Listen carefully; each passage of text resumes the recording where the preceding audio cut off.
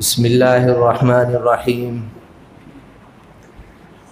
الحمد لله نحمده ونستعينه ونستغفره ونؤمن به ونتوكل عليه ونعوذ بالله من شرور أنفسنا ومن سيئات أعمالنا.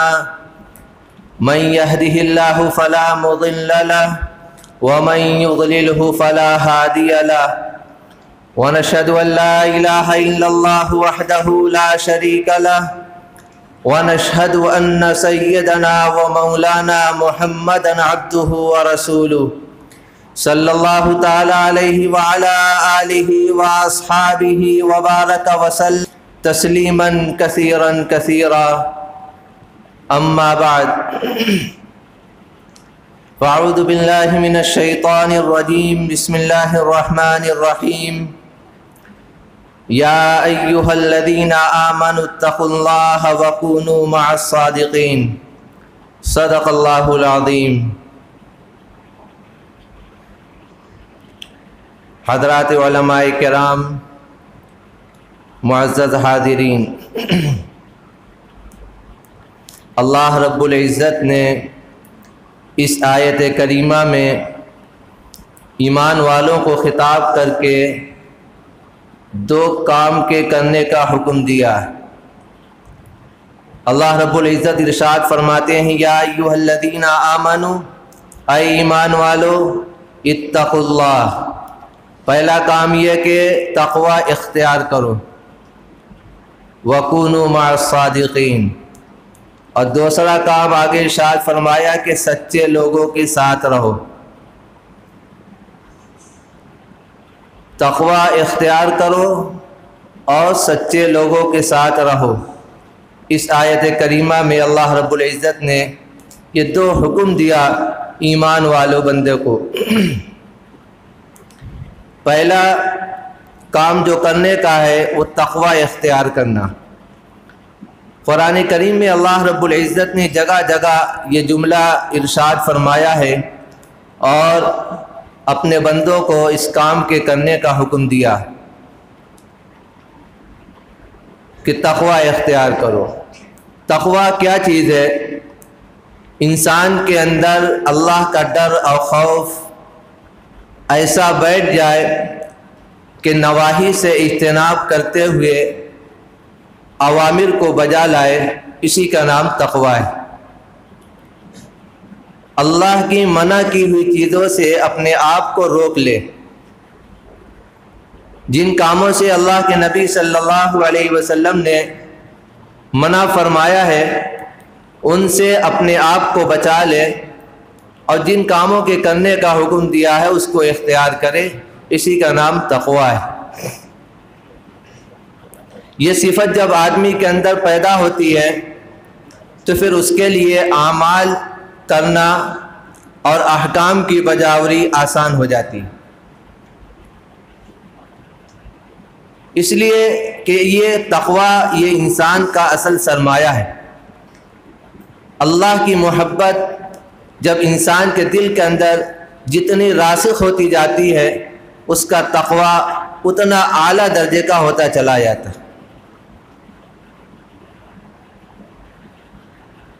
تقوی کی مثال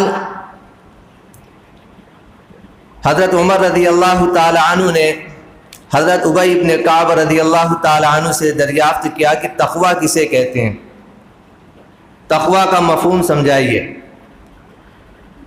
تو انہوں نے عرض کیا کہ آپ کو کبھی ایسے راستے سے گزرنے کا اتفاق ہوا ہے جس کے دونوں جانب خاردار جھاڑیاں ہوں،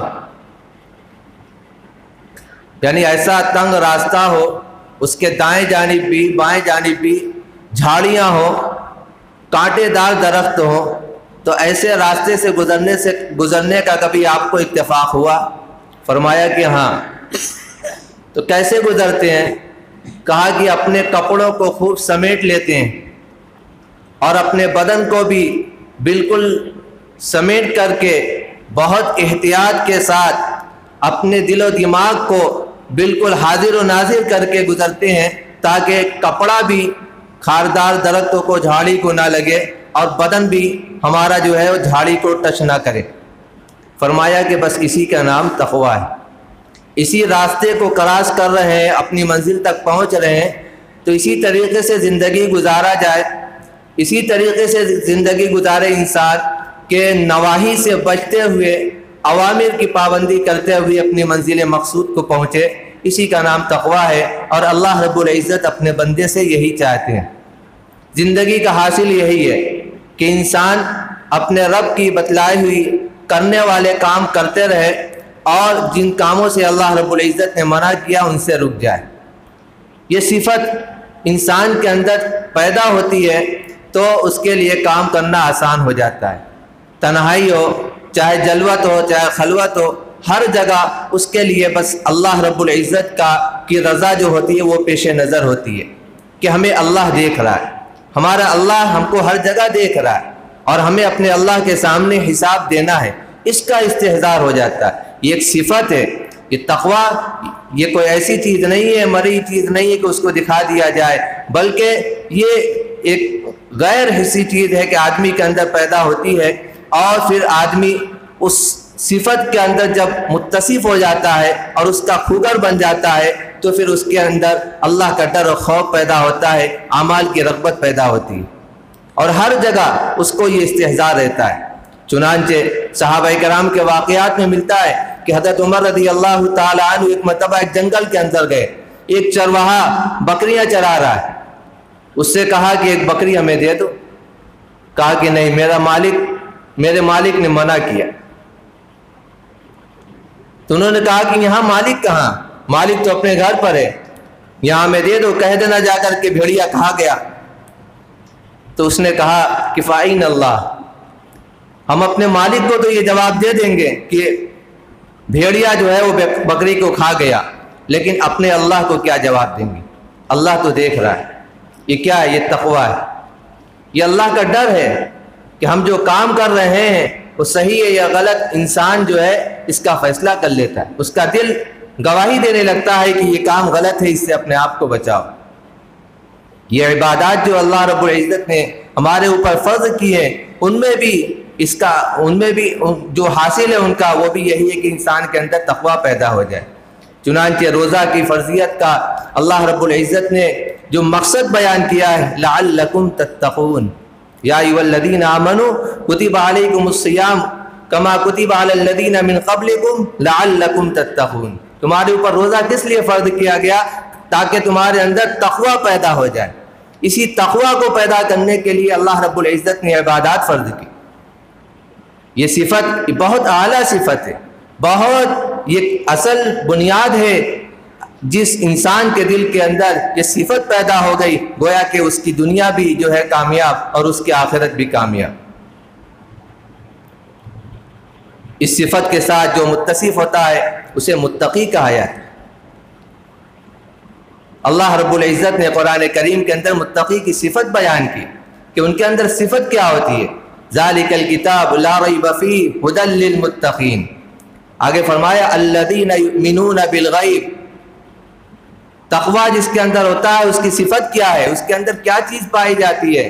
فرمایا کہ الذین یؤمنون بالغیب، پہلی صفت یہ پائی جاتی ہے کہ غیب کی باتوں پر ایمان رکھتا ہے،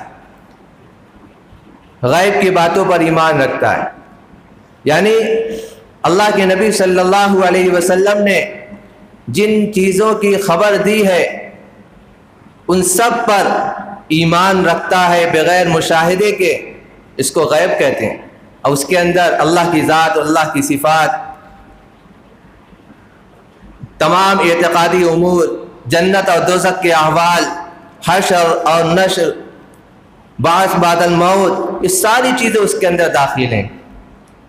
تمام انبیاء اور رسول، تمام فرشتے، اللہ کی کتابیں، سب کے بارے میں اللہ کے نبی صلی اللہ علیہ وسلم نے خبر دی ہے۔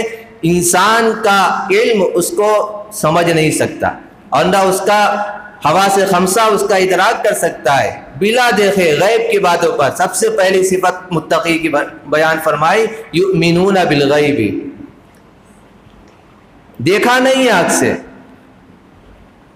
عقل بھی اس کا ادراک نہیں کر سکتی، لیکن اس کے اوپر ایمان ہے۔ یہ متقی کی سب سے پہلی صفت.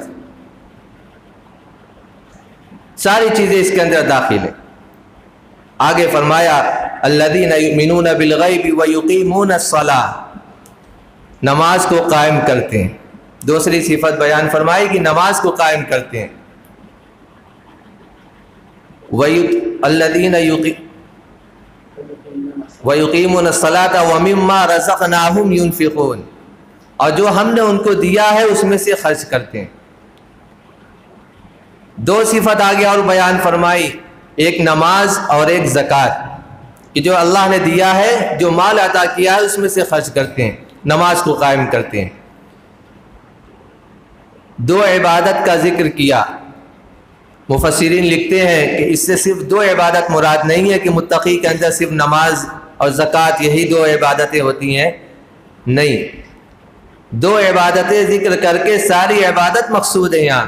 اس لیے کہ نماز کو بیان کر کے انسان جو عمل کرتا ہے وہ دو طرح کا، ایک کا تعلق بدن سے ہوتا ہے اور ایک کا تعلق مال سے ہوتا ہے، جس کو جسمانی عبادت کہتے ہیں، بدنی عبادت کہتے ہیں، اور ایک کو مالی عبادت کہتے ہیں. دونوں کا تعلق، دونوں عبادتیں ذکر کر کے سارے اسلام کا احاطہ کر لیا. اسلام کے جتنے احکامات ہیں سب کا احاطہ ہو گیا. تو گویا کہ متقی وہ ہے جو اللہ پر ایمان رکھتا ہو اور نبی علیہ الصلاۃ والسلام جو تعلیمات اور جو ہدایات لے کر کے آئے ہیں ان سب پر ایمان رکھتا ہو اور جو احکامات ہیں ان کے اوپر عمل کرتا. اسلام کے جتنے بھی احکامات ہیں، چاہے ان کا تعلق عبادات سے ہو، چاہے ان کا تعلق معاملات سے ہو، چاہے ان کا تعلق معاشرت سے ہو، کسی بھی لائن سے اس کا تعلق ہو، سارے کے سارے اسلام کے احکامات کے اوپر عمل کرتا ہو، ایسے شخص کو متقی کہتے ہیں. آگے فرمایا اولئک علی ھدی من ربہم واولئک ھم المفلحون، یعنی جس کے اندر اتنی صفت پائی جا رہی ہے اور یہ باتیں پائی جا رہی ہیں، تو آگے اللہ رب العزت ان کے ہدایت کی گواہی دے رہے ہیں کہ یہی لوگ ہدایت یافتہ ہیں اور یہی لوگ کامیاب ہیں. تو تقوی جب انسان کے اندر آئے گا تو کامیاب ہوگا. دنیا کے اندر بھی اللہ رب العزت کامیاب کریں گے اور آخرت کے اندر بھی اللہ رب العزت کامیاب کریں گے. تقوی کے فائدے کیا ہیں؟ اس لیے کہ ہر عمل کا فائدہ جب انسان کے سامنے ہوتا ہے تو اس کی طرف راغب ہوتا ہے. آج یہ انسانی فطرت ہے کہ اگر اسے کسی چیز کے اندر فائدہ نظر آئے تو اس کی طرف راغب ہوتا ہے، اس کو کرتا ہے، اور اگر فائدہ نظر نہ آئے تو اسے چھوڑ دیتا ہے. ہر آدمی کا یہی حال ہے. آج ہمیں کسی کام کے بارے میں معلوم ہو جائے کہ اس کام کے اندر نفع ہے، اس کام کے اندر فائدہ ہے، نقصان نہیں ہے کوئی، تو ہر آدمی اس کی طرف لپکے گا، اس کو اختیار کرنے کی کوشش کرے گا. اسی طریقے سے سارے اعمال جو احکامات ہیں ان کے اندر بھی فائدے ہیں، اور اللہ رب العزت نے قرآن کریم کے اندر اس کو بیان بھی فرمایا، اپنے بندوں کی ترغیب کے لیے بیان فرمایا تاکہ بندے اس کو سن کر کے اس کو اختیار کریں. تو تقوی کا فائدہ بھی ہے. دنیا کے اندر بھی اللہ رب العزت تقوی کے نتیجے میں عزت، بزرگی اور کامیابی عطا فرماتے ہیں، اور آخرت میں بھی اللہ رب العزت عطا فرمائیں گے. تو تقوی کا فائدہ یہ ہے. چند فائدے قرآن کریم کے اندر بیان کیے گئے. فرمایا کہ ان اللہ یحب المتقین. تقوی کا ایک فائدہ یہ ہے کہ اللہ رب العزت تقوی اختیار کرنے والے کو محبوب رکھتے ہیں، پسند کرتے ہیں. اللہ رب العزت جب کسی کو پسند کریں، محبوب بنا لیں، اپنا بنا لیں، اب پھر اس سے بڑی اور کیا چیز چاہیے؟ محبوب رب العالمین ہو گیا، ہوتا اللہ کا پسندیدہ بندہ ہو گیا، اللہ کا وہ محبوب بن گیا. اب اس سے بڑی کیا چاہیے؟ محب اپنے محبوب کو کبھی رسوا نہیں کرتا. تو اللہ رب العزت تقوی اختیار کرنے والے کو کبھی رسوا نہیں کریں گے، اس کی ضرورتوں کو پوری کریں گے اور غیب سے اس کے لیے انتظام فرمائیں گے. تو ایک تو تقوی کا فائدہ یہ ہے کہ اللہ رب العزت ایسے شخص کو تقوی اختیار کرنے والے کو محبوب رکھتے ہیں۔ دوسری جگہ فرمایا کہ ان اللہ مع المتقین، کہ تقوی اختیار کرنے والے کے ساتھ اللہ کی مدد و نصرت ہوتی ہے۔ بے شک اللہ تقوی اختیار کرنے والوں کے ساتھ ہے، یعنی اللہ کی مدد و نصرت اس کے ساتھ رہتی۔ اللہ رب العزت اسے بے یار و مددگار نہیں چھوڑ دیتے، بلکہ ہر حال کے اندر اس کی مدد و نصرت کرتے ہیں۔ ہر موقع پر اللہ کی مدد و نصرت شامل حال رہتی ہے۔ اللہ کے سامنے جب بھی ہاتھ اٹھاتا ہے، اللہ رب العزت اپنے اس بندے کی دعا کو رائگاں نہیں جانے دیتے۔ جب اللہ کی مدد و نصرت رہے گی تو آدمی ناکام کیسے ہوگا؟ آج ہمیں دنیا کے اندر کوئی آدمی، کوئی عہدے دار ہم کو یقین دلا دے اور تسلی دے دے کہ جائیے آپ کا کام ہو جائے گا، تو ہمارا دل مطمئن ہو جاتا ہے، ٹھیک ہے فلاں صاحب نے کہا دیا ہے کہ کام ہو جائے گا، اب تو ہو ہی جائے گا، ہمارا اطمینان ہو جاتا ہے۔ کیوں؟ کہ وہ صاحب حیثیت ہے، صاحب منصب ہے، اس کے پاس پاور ہے، طاقت ہے، اس نے ہمیں بھروسہ دلا دیا، اس نے ہمیں اعتماد دلا دیا کہ نہیں تمہارا کام ہو جائے گا، جاؤ اطمینان رکھو۔ ہمیں اطمینان ہو گیا۔ اللہ رب العزت قادر مطلق ہے۔ جب اللہ رب العزت یہ ہمیں اطمینان دلا رہے ہیں کہ جو آدمی تقوی اختیار کرے گا اللہ کی مدد و نصرت اس کے ساتھ رہے گی، تو ہمیں بھی اطمینان ہونا چاہیے، لیکن اس کے لیے ہمیں صحیح معنوں میں متقی بننا ہوگا، اللہ کے احکامات پر عمل کرنا ہوگا، اللہ کی نافرمانی سے اپنے آپ کو بچانا ہوگا، تب اللہ کی مدد و نصرت آئے گی۔ تو ایک تو فائدہ یہ کہ اللہ کی مدد و نصرت آئے گی، اللہ کی تائید حاصل ہوگی تقوی اختیار کرنے والے کے ساتھ۔ دوسری جگہ ارشاد فرمایا ان اولیاءہ الا المتقون۔ تقوی کا فائدہ ایک یہ کہ تقوی اختیار کرنے والا اللہ کا ولی ہوتا ہے۔ ان اولیاءہ الا المتقون، کہ اللہ کے دوست اور اللہ کے ولی تو متقی لوگ ہیں۔ اللہ رب العزت فرما رہے ہیں کہ میرا ولی ہے، میرا دوست ہے، کون؟ جو آدمی تقوی اختیار کرتا ہے، جس کے دل کے اندر میرا ڈر، خوف پیدا ہے، جو میرے ڈر کی وجہ سے گناہ کے قریب نہیں جاتا، میرے احکامات کی پابندی کرتا ہے، میرے بتلائے ہوئے طریقے کے مطابق زندگی گزارتا ہے۔ وہ کون ہے؟ اللہ فرما رہے ہیں میرا دوست ہے، وہ میرا دوست، میرا ولی ہے۔ تو اللہ کا جو ولی ہوگا اللہ رب العزت اسے دنیا کے اندر بھی کامیاب کریں گے اور آخرت میں بھی کامیاب کریں گے، اس لیے کہ ایک دوست اپنے دوست کو چھوڑتا نہیں، ہر حال میں اس کی مدد و نصرت کرتا ہے۔ اللہ رب العزت، اللہ کے نبی صلی اللہ علیہ وسلم نے تو ایک حدیث کے اندر ارشاد فرمایا من عادى لي وليا فقد آذنته بالحرب او كما قال رسول اللہ صلی اللہ علیہ وسلم، کہ اللہ کے ولی کو اگر کوئی آدمی پریشان کرے، تکلیف پہنچائے، اس سے دشمنی لے، تو اللہ فرما رہے ہیں میرا اس سے اعلان جنگ ہے۔ اللہ رب العزت اپنے ولی کی اتنی حفاظت کرتے ہیں، اگر کوئی آدمی اس کو پریشان کرے، نقصان پہنچائے، اس کے پیچھے پڑے، تو اللہ فرما رہے ہیں ہم اسے چھوڑیں گے نہیں، اعلان جنگ ہے میرا اس کے ساتھ، جنگ کا اعلان فرما رہے ہیں اللہ۔ تو یہ تقوی یہ اتنی اعلیٰ صفت ہے اور یہ اتنی اصل بنیاد ہے کہ آج اگر یہ انسان کے اندر پیدا ہو گئی یہ صفت، تو پھر اس کی دنیا بھی کامیاب اور آخرت بھی کامیاب۔ بہت ساری تقوی کے فوائد قرآن کے اندر بیان کیے گئے، ان تتقوا اللہ یجعل لکم فرقانا،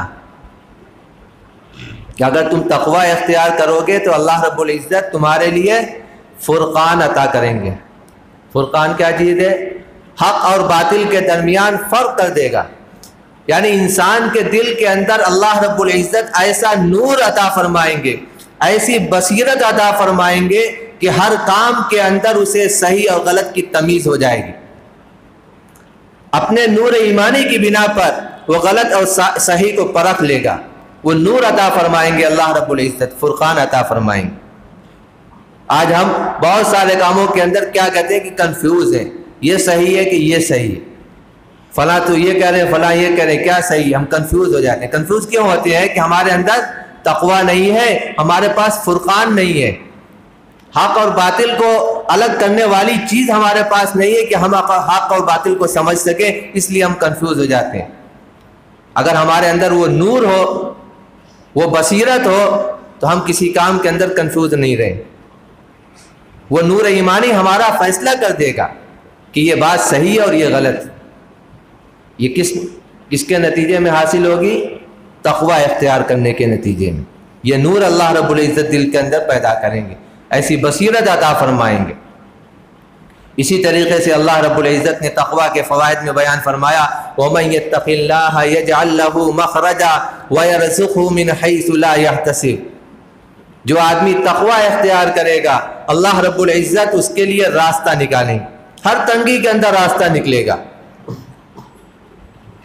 معلوم ہوگا کہ راستہ بند ہو گیا، سمجھ میں آئے گا کہ اب کہاں جائیں، سارے راستے بند ہو گئے، لیکن جب تک وہاں پہنچیں گے اللہ رب العزت کوئی راستہ کھول دیں گے۔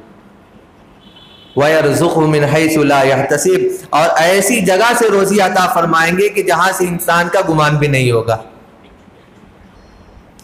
جہاں سے گمان نہیں ہوگا کہ یہاں سے روزی ملے گی، اللہ رب العزت ایسی جگہ سے روزی عطا فرمائیں گے۔ یہ تقویٰ کے نتیجے میں ہوگا۔ یہ ساری چیزیں اللہ رب العزت جو قرآن کے اندر بیان فرما رہے ہیں تقویٰ کے فوائد، یہ اسی وقت ہوں گے جب ہمارا دل تقویٰ کے اعلیٰ معیار کے اوپر فائز ہوگا اور ہمارے دل کے اندر تقویٰ کی اعلیٰ صفت پیدا ہوگی، تو اللہ رب العزت کی تائید اور مدد و نصرت ہم اپنی آنکھوں سے دیکھیں گے۔ لیکن اس کے لیے شرط یہی ہے کہ ہم پہلے متقی بنیں، ہم متقی بنیں، ہم اللہ کے احکامات کو بجا لائیں۔ آج حالات جیسے بھی ہو جائیں، لیکن انسان جو اللہ کا ڈر رکھنے والا ہے وہ اللہ کے احکامات کو کبھی نہیں چھوڑ، اور اس کے دل کے اندر ڈر اور خوف پیدا نہیں ہوتا، مروب کسی سے نہیں ہوتا، اللہ کی ذات و صفات کے اوپر اسے کامل یقین اور بھروسہ ہوتا۔ تقویٰ کی صفت یہ پیدا کرنی۔ تو بہرحال اللہ رب العزت نے اس آیت کریمہ کے اندر جو کرنے کا کام بتلایا، پہلا کام کہ تقویٰ اختیار کرو، تو تقویٰ کے نتیجے میں ہمیں کیا چیزیں حاصل ہوں گی؟ تقویٰ کے نتیجے میں ہمیں کیا چیزیں حاصل ہوں گی کہ ہماری زندگی کے اندر اللہ کا ڈر خوف پیدا ہوگا، احکامات کی پابندی آئے گی، اور ہمارا ظاہر اور باطن سب اللہ کے ظاہر اور باطن یکساں ہوگا، ظاہر اور باطن نیک بنے گا، صالح بنے گا تقویٰ کے نتیجے میں۔ پہلی چیز تو یہ بیان فرمائی۔ آگے فرمایا وَكُونُوا مَعَ الصَّادِقِينَ، تقویٰ اختیار کرو اور سچے لوگوں کے ساتھ رہو۔ اس دوسرے جملے کا پہلے جملے کے ساتھ ربط ہے۔ پہلی بات فرمایا کہ تقویٰ اختیار کرو، اور آگے فرما رہے ہیں کہ سچے لوگوں کے ساتھ رہو۔ دونوں کے اندر ربط ہے۔ ربط کیا ہے؟ ربط یہ ہے کہ سوال یہاں یہ پیدا ہوتا ہے کہ تقویٰ حاصل کیسے ہوگا؟ اللہ نے تقویٰ اختیار کرنے کا حکم دیا، تو تقویٰ کیسے حاصل ہوگا؟ کہاں سے حاصل ہوگا؟ آگے کے جملے میں بتلایا جا رہا ہے کہ تقویٰ کے حصول کا طریقہ یہ ہے کہ سچے لوگوں کے ساتھ رہو، سچے لوگوں کی معیت میں رہو، اللہ والوں کی مجلس میں بیٹھو۔ اس سے کیا ہوگا؟ تقویٰ حاصل ہوگا۔ وَكُونُوا مَعَ الصَّادِقِينَ، تقویٰ کے حصول کا یہ ذریعہ بنے گا۔ صحبت جو ہے یہ انسان کے اوپر اثر انداز ہوتی ہے، اور جیسی صحبت آدمی اختیار کرتا ہے ویسے اثرات اس کے اوپر مرتب ہوتے ہیں۔ اچھی صحبت اختیار کریں گے اچھے اثرات ہوں گے، بری صحبت اختیار کریں گے برے اثرات ظاہر ہوں گے۔ اسی لیے کہا جاتا ہے کہ اگر کسی کے بارے میں معلوم کرنا ہو کہ فلاں آدمی کیسا ہے، تو اس کے سنگ ساتھ کے لوگوں کو دیکھ لو کہ اس کی سوسائٹی کیسی ہے، کون سے لوگوں کے ساتھ اس کا اٹھنا بیٹھنا ہے، اس کے دوست اور یار کون لوگ ہیں، ان کو دیکھ لو، معلوم ہو جائے گا کہ اس کے اخلاق کیسے ہیں، اس کے کردار کیسے ہیں، اس کے معاملات کیسے، معلوم ہو جائے گا۔ کیوں؟ سنگ ساتھ کے اثرات پڑتے ہیں، جیسے لوگوں کے ساتھ رہے گا ویسا اثرات اس کے اوپر بھی ہوں گے۔ اور اللہ کے نبی صلی اللہ علیہ وسلم نے بھی ایک مثال کے ذریعے سے اس کو سمجھایا کہ اچھے اور برے دونوں اثرات مرتب ہوتے ہیں، جیسا آدمی اختیار کرے گا۔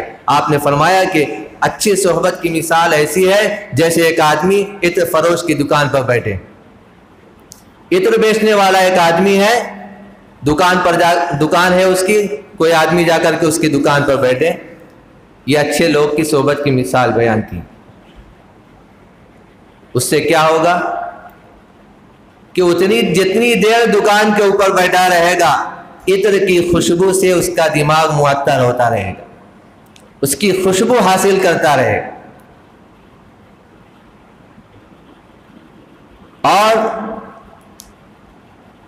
اور بھی فائدے ہوں گے۔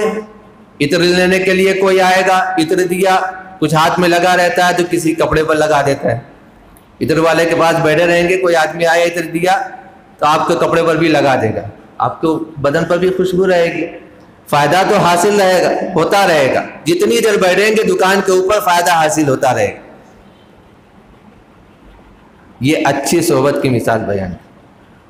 اور بری صحبت کی مثال بیان کی لوہار کی دکان میں۔ اس کی دکان پہ کیا ہوتا ہے، لوہار کی دکان پہ ایک آگ جلائی جاتی ہے، لوہا گرم کرنے کے لیے، گرم کر کے اس کو سیدھا کرنے کے لیے، موڑنے کے لیے لوہار کے یہاں ایک بٹی جلائی جاتی ہے، ایک آگ جلائی جاتی ہے۔ اس کی دکان پر جب آپ بیٹھیں گے تو وہ آگ جلتی ہے تو اس میں سے دھواں نکلتا ہے، اس میں سے راکھ اڑتی ہے، راکھ اڑے گی، ہو سکتا ہے کہ اڑ کر کے آپ کے کپڑے پر آ جائے اور کپڑا ہمارا جلا دے، کچھ نہیں تو دھواں اس کا ہمارے ناک کے اندر جاتا رہے گا، ہمارے جسم کو، ہمارے اندر کے پھیپھڑوں کو نقصان پہنچائے گا، ہمارے کپڑے کے اوپر دھول گردہ جمے گا۔ تو ایسے دکان کے اوپر بیٹھنے میں نقصان ہی نقصان ہے، اور عطر فروش کی دکان پر بیٹھنے میں نفع ہی نفع ہے۔ تو فرمایا کہ دونوں کی مثال بس ایسی ہے کہ جیسے لوگوں کے ساتھ رہے گا آدمی ویسا بنے گا، اچھے لوگوں کے ساتھ رہے گا اچھا بنے گا، اور برے لوگوں کے ساتھ رہے گا تو برا بنے گا۔ اس لیے صحبت اچھے لوگوں کی اختیار کرنی چاہیے۔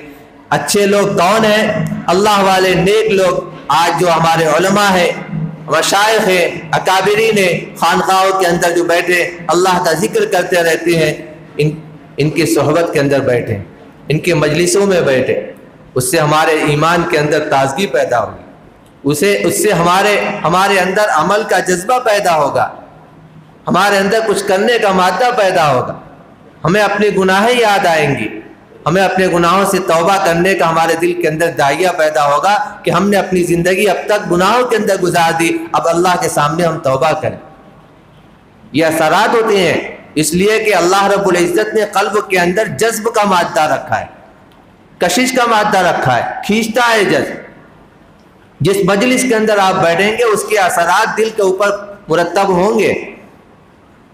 تو اللہ والوں کی صحبت کے اندر جب بیٹھیں گے تو ان کے اچھے اثرات دل کے اندر مرتب ہوں گے، کھینچے گا نور جو ان کے دلوں کے اندر، اللہ والوں کے دل کے اندر جو نور نکل رہا ہوگا اس نور کو کھینچے گا، اپنے دل کے اندر جذب کرے گا۔ یہی وجہ تھی کہ صحابہ کرام اللہ کے نبی صلی اللہ علیہ وسلم کی مجلس میں بیٹھتے تھے تو اس وقت ان کی کیفیت کچھ اور ہوتی تھی، اور جب اللہ کے نبی صلی اللہ علیہ وسلم کی مجلس سے اٹھ کر گھر چلے جاتے تھے، اپنے کاروبار میں لگ جاتے، اپنے بیوی بچوں کے ساتھ ہوتے، تو اس وقت ان کی کیفیت دوسری ہو جاتی۔ کیوں؟ وہ معیت نہیں ہوتی، وہ صحبت ختم ہو گئی، تھوڑی دیر کے لیے اتنا فرق ہو جاتا، اتنے ہی بھی فرق پڑ جاتا۔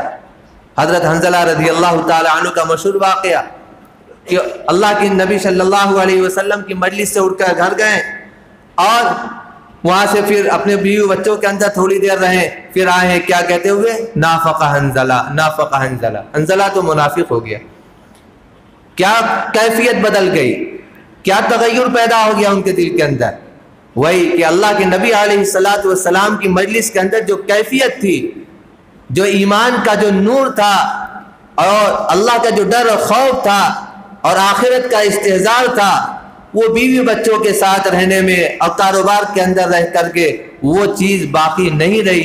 اتنی تبدیلی کو انہوں نے کیا کہا؟ نفاق کہہ دیا۔ تو اللہ والوں کی صحبت کا اثر پڑھ کر کے رہے۔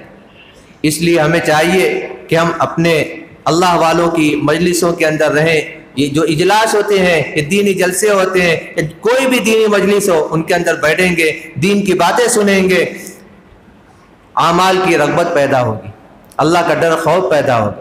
یہ ساری چیزیں اسی زمرے کے اندر آتی ہیں۔ اس لیے میرے محترم بزرگوں اور بھائیوں، اللہ رب العزت نے اس آیت کریمہ میں جو دو کام کرنے کے بتلائے ہمیں، ایک تقوی اختیار کرنا اور ایک نیک لوگوں کے ساتھ رہنا، سچے لوگوں کے ساتھ رہنا، ان دونوں باتوں کے اوپر ہم عمل کریں، انشاءاللہ ہم اپنی زندگی کے اندر تغیر پائیں گے، انقلاب پائیں گے۔ آج سے یہاں سے ہم اٹھیں تو یہ عہد کر کے اٹھیں کہ انشاءاللہ ہم اپنے اندر ان دو صفات کو پیدا کریں گے۔ اور تقوی اس کا نام نہیں کہ صرف مجمع کے اندر ہم لوگوں کے سامنے تو اللہ کے احکامات کی پابندی کریں اور نافرمانی سے بچیں، اور جب تنہائی کے اندر جائیں تو پھر وہاں ہمیں کوئی دیکھنے والا تو ہوتا نہیں، پھر ہم جو چاہیں کریں۔ یہ تقوی نہیں ہے۔ جب تقوی حقیقی معنی میں ہمارے دل کے اندر آئے گا تو وہ ہماری جلوت کو بھی اچھی بنائے گا، خلوت کو بھی اچھی بنائے گا۔ اگر ہم صرف لوگوں کے سامنے اور مجمع کے اندر منہیات سے بچ رہے ہیں، نافرمانی سے اور گناہ سے بچ رہے ہیں، تو یہ تو تقوی نہیں، اور تنہائی کے اندر گناہ کے اندر مبتلا ہو جا رہے ہیں، تو یہ تو تقوی نہیں، یہ تو ہم لوگوں کے دکھاوے کے لیے کر رہے ہیں۔ اگر ہمارے اندر تقوی ہوتا تو جیسی ہم لوگوں کے سامنے اللہ کے نافرمانی سے بچ رہے ہیں، ہم تنہائی کے اندر بھی بچتے۔ آج ہمارا معاشرے کا نوجوان طبقہ جو ہے، خاص طور سے یہ جب اپنے تنہائیوں کے اندر جاتے ہیں تو ان کے ہاتھ کے اندر جو موبائل ہوتا ہے اور اس کے اوپر جو ساری چیزیں دنیا پوری سمٹ کر کے وہ موبائل کے اندر آ جاتی ہے، اور پھر اس کے بعد جب ان کی انگلی موبائل کے اسکرین کے اوپر چلتی ہے اور ٹچ کرتی ہے تو پوری دنیا کی سیر کرتے رہتے ہیں۔ اس وقت ہمیں زیادہ تقوی کی ضرورت ہوتی ہے کہ ہماری انگلی جو گھوم رہی ہے اسکرین کے اوپر، تو اس وقت ایسی جگہ نہ جائے جہاں اللہ نے منع کیا ہے، اور ایسی تصویر ہمارے سامنے نہ آئے جو ہمارے لیے ناجائز ہو، یا ایسے پوسٹ ہمارے سامنے نہ آئے جو ہمارے لیے ناجائز ہو۔ اس وقت بھی ہمیں تقوی اختیار کرنا ہے، اور اس وقت تک ہی تقوی جو ہے وہ ہمارا امتحان ہوتا ہے کہ ہمارے اندر تقوی کتنا ہے۔ اس لیے ہم اپنے نوجوانوں سے خصوصاً گزارش کریں گے کہ اپنی تنہائیوں کے اندر بھی اللہ کا ڈر اور خوف پیدا کریں۔ اللہ رب العزت ہم سب کو ان دونوں باتوں پر عمل کرنے کی توفیق عطا فرمائے۔ وآخر دعوانا ان الحمد للہ رب العالمین۔